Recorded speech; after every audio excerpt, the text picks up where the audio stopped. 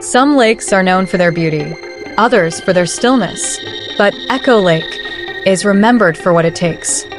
And the Millers never should have moved there. They said it was a fresh start.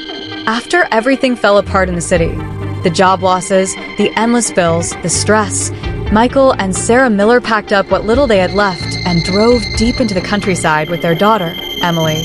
At the end of a winding road stood the cabin, isolated, weathered. It looked like it had been forgotten by time, wood warped with age, windows clouded with dust. And just beyond it, Echo Lake, still, dark. Watching, Emily stood there for a long time, silent, staring at the water like it whispered something only she could hear. Sarah brushed it off. Kids have vivid imaginations. That night, the cabin groaned, old with settling, or perhaps remembering. Emily couldn't sleep. She sat by the small window, eyes wide, staring across the moonlit lake. Mist rolled in thick and heavy. And then she heard it, a whisper, not outside, inside. Soft, deliberate, calling her name. Emily. She turned sharply. No one was there. The air was cold. The lantern flickered. And out by the lake, a faint figure stood, pale and unmoving. The next morning, while running errands in the nearby town, Sarah took Emily into a small general store. It was the kind of place that reeked of dust and secrets. Behind the counter stood Ruth, wrinkled, thin, with eyes that had seen too much. When Ruth heard where they were staying, her expression changed. "You're in the lake house?" she asked, almost in a whisper.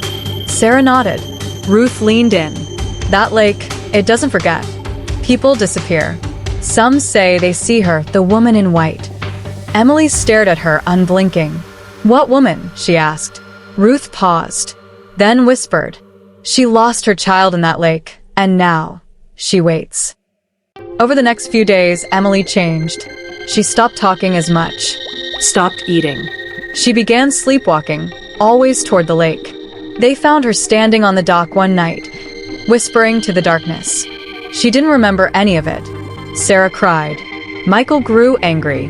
But Emily? She only smiled. "She said I belonged to her," she whispered. Sarah searched through town records, old news clippings, anything she could find. There it was. In 1953, a woman named Eleanor Griggs drowned in Echo Lake, along with her daughter. The husband, crazed with grief, took his own life a week later. Locals believed Eleanor still haunted the shore, searching for her child. Sarah showed the article to Emily. Her daughter simply looked up and said, "That's her name, Eleanor," she told me. That night, Sarah awoke to the sound of water. Emily was gone. They found her standing waist deep in the lake, speaking in a voice too deep to be her own. "She's mine now," the voice said. Michael rushed into the water, pulling Emily back. Her skin was ice cold, her eyes black as the lake. She screamed, not with her voice, with Eleanor's. Sarah clutched her daughter and begged, sobbing, "Please, please don't take her." And for a moment, everything stopped. Ruth appeared on their doorstep the next morning. She carried an old leather book. Spells, rites, banishments. "I can't undo it," she said, "but you might be able to send her back, if you're willing." That night, they gathered by the lake. Ruth read aloud as Sarah held Emily tight. The lake began to boil. The mist thickened. And then Eleanor appeared, wet, hollow-eyed, reaching. Emily began to scream. Michael threw the family's old locket into the water. Emily's birthright, something of love. And Eleanor stopped. She looked at Emily, then back at Sarah. And then she was gone. They left the next morning. The cabin empty. The lake still watching. Emily never spoke of it again. But sometimes, when the wind is just right, Sarah swears she hears a whisper calling from the water. "Come home." If you ever find yourself near Echo Lake, stay far from the water.